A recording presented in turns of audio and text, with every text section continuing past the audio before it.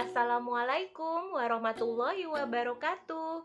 Bertemu lagi dan belajar lagi bersama Anggi Puspita Rengganis di tugas di luar kelas hari ke-13. Di video kali ini saya akan memberikan jawaban tentang pertanyaan mengenai kurikulum baca Bimba. Baiklah, kita mulai pertanyaan tentang cara membaca bagan kurikulum Bimba. Pertanyaan pertama, apa arti dari tanda panah yang terdapat pada bagan kurikulum Bimba? Arti tanda panah berarti menunjukkan alur atau jalan menuju ke tahap selanjutnya. Yang kedua, apa arti garis tebal yang terdapat pada bagan kurikulum Bimba? Garis tebal itu menunjukkan syarat yang menunjukkan bahwa untuk ke tahap selanjutnya harus ada syarat yang harus sudah dipenuhi terlebih dahulu. Nah, yang ketiga, apa arti tanda seru yang terdapat pada bagan kurikulum Bimba? Tanda seru artinya harus hati-hati, yaitu harus pastikan dulu tujuan dan syaratnya sudah terpenuhi atau belum. Nah, yang keempat adalah jelaskan bagaimana cara membaca bagan kurikulum Bimba. Nah, caranya seperti ini. Kita lihat dulu gambar yang ada di samping saya ini. Ini adalah bagan kurikulum baca Bimba AYUEO. Kita bisa lihat di sini ada beberapa tanda panah, ada garis tebal, juga ada tanda seru. Nah, cara membacanya seperti ini, misalnya 4 HVK. Di situ ada 4 HVK, di bawahnya terdapat 2 tanda panah yang menuju ke bawah. 2 tanda panah menuju ke bawah ini yaitu menuju ke 4 HVS dan D4 HVK. Nah, tanda panah ini tidak ada garis tebal, artinya dari 4 HVK bisa langsung menuju 4 HVS dan D4 HVK.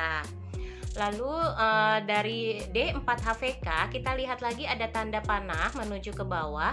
Dari D4 HVK dan 4 HVS kita ada lihat menuju ke D4 HVS. Nah, di atas D4 HVS ini kita lihat ada garis tebal.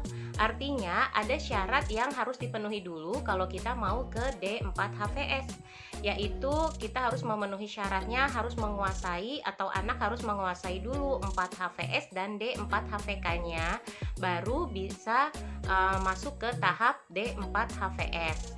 Tetapi dari 4 HVS ada tanda panah ke bawah yang tidak ada garis tebalnya, yaitu menuju 5 HVS. Artinya dari 4 HVS anak bisa langsung menuju 5 HVS. Begitu selanjutnya. Nah, di sini juga ada tanda hati-hati ya di tahap awal. Artinya kita ada tanda seru ya, artinya harus hati-hati. Hati-hati di mana? Hati-hati yang bagaimana kita harus lihat dulu apakah anak sudah memenuhi syarat-syarat yang ada di situ. Jadi apakah anak sudah mampu, sudah menguasai tahap sebelumnya, syarat-syaratnya, dan juga apakah tujuan yang dicapai di tahap tersebut, di tahap sebelumnya, apakah sudah tercapai atau belum oleh anak. Nah, lalu kita ke pertanyaan selanjutnya ya. Nah, pertanyaan berikutnya itu yang kelima, apa syarat dari HSAIUEO? Nah, kita lihat lagi bagannya. Di situ ada HSAIUEO. Syaratnya sebelumnya itu anak harus juga bisa huruf verbal AIUEO, atau di atasnya itu hanya satu ya, di atas HSAIUEO itu hanya ada satu tanda panah di atasnya, yaitu HVAIUEO atau huruf verbal AIUEO. Jadi sebelum ke HSAIUEO anak sudah bisa menguasai, sedikitnya sudah mengetahui tentang HVAIUEO. Lalu pertanyaan berikutnya, pertanyaan yang ke-6, apa syarat modul B1A?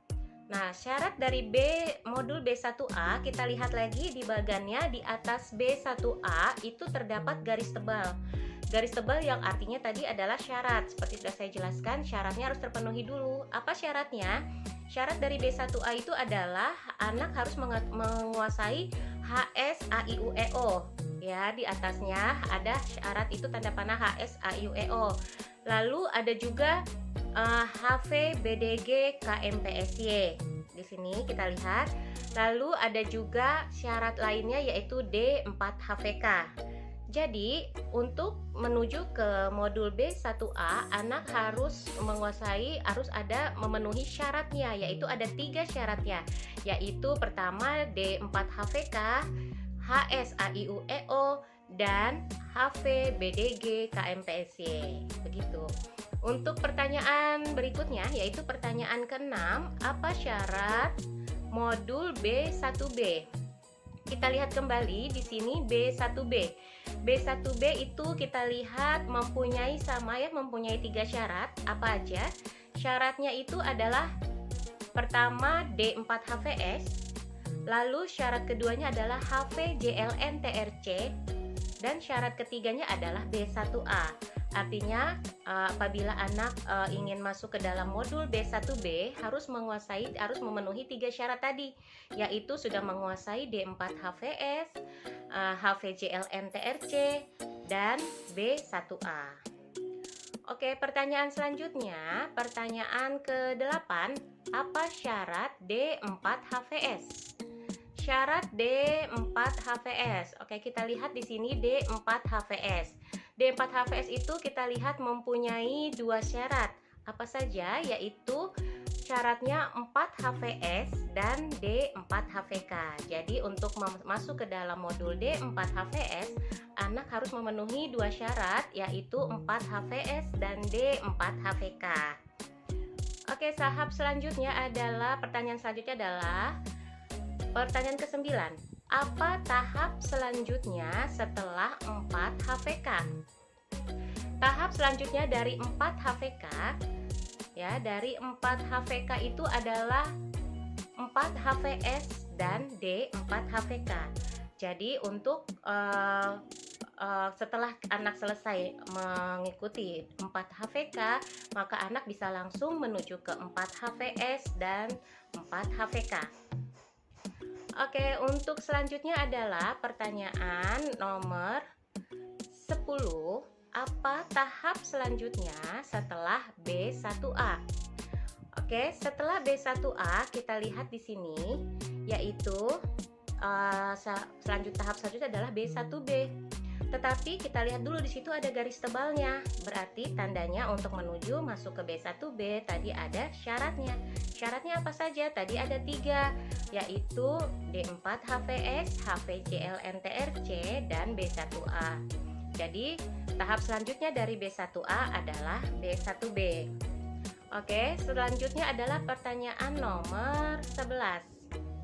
Apa tahap selanjutnya setelah B1E? Kita lihat lagi gambar berikutnya ya. Tahap selanjutnya dari B1E,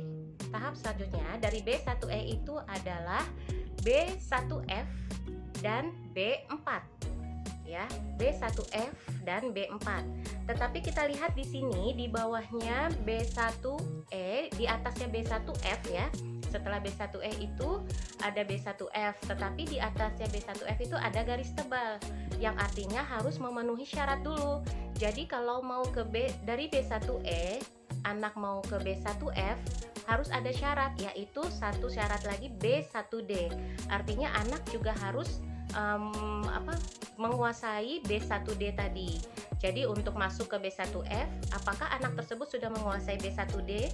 Kalau anak tersebut sudah menguasai B1D juga dan B1E-nya, baru anak tersebut bisa langsung menuju ke B1F. Nah, begitu juga dari B1E, anak bisa menuju ke B4. Tetapi di B4 itu ada garis tebal, artinya ada syarat lain selain B1E tadi, yaitu B2. Berarti tandanya anak harus menguasai B2 juga, baru bisa ke B4. Selanjutnya pertanyaan nomor 12 atau pertanyaan terakhir. Apa tahap selanjutnya setelah B4? Nah, kita lihat lagi. Tahap selanjutnya setelah B4, di sini ada B5. Tetapi di atasnya B5 ini kita lihat ada garis tebal. Berarti tandanya ada syarat yang harus dipenuhi selain anak tersebut harus menguasai B4.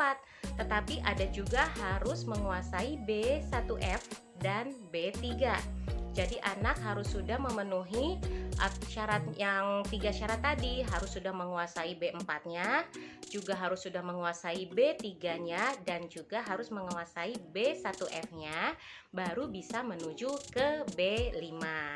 Nah, sahabat pembelajar, itulah tadi jawaban-jawaban saya mengenai cara membaca bagan kurikulum Bimba di kurikulum baca tentunya. Semoga ini semua bisa membantu dan bisa bermanfaat untuk sahabat pembelajar. Mohon maaf atas segala kesalahan dan kekurangan dari saya. Terima kasih. Wassalamualaikum warahmatullahi wabarakatuh. Tetap semangat dan terus belajar.